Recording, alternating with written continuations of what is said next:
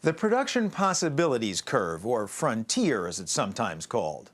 Thus far, we've introduced two of its four key properties: scarcity, which means there's a trade-off or opportunity cost to anything you do or consume, and the law of increasing opportunity costs. The more you want of anything, the more you'll have to give up of other things. There remain two more key points about the curve. Point number 3. An economy is always trying to produce on the curve instead of inside it. That is, imagine that the curve or frontier represents everything the economy can provide. Say, every possible good on one axis, every possible service on the other. If it uses the resources efficiently, the best way it can, then it'll be somewhere on the frontier. This much of goods, this much of services, or perhaps this much and this much.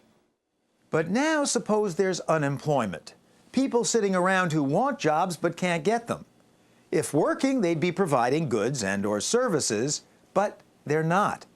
So the economy, at less than full employment, is not producing as much as it could, but somewhat less, and thus finds itself inside the curve, not at maximum production.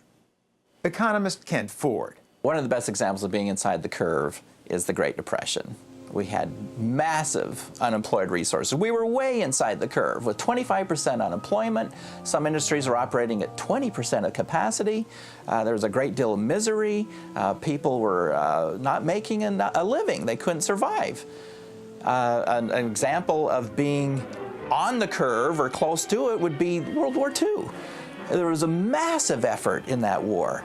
War production, tanks were being produced, airplanes were being produced, and everybody was working.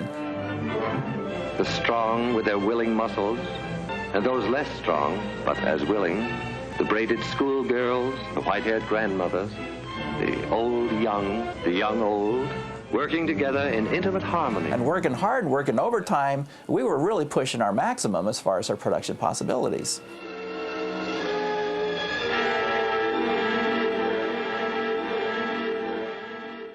Finally, here's the fourth and last point the production possibilities curve illustrates: economic growth itself.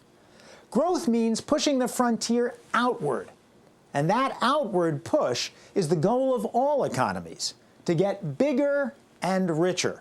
That curve will move out if we increase the factors of production, the things that produce goods and services, greater technology, better ways to do things. More human capital. People are more skilled and are able to produce more.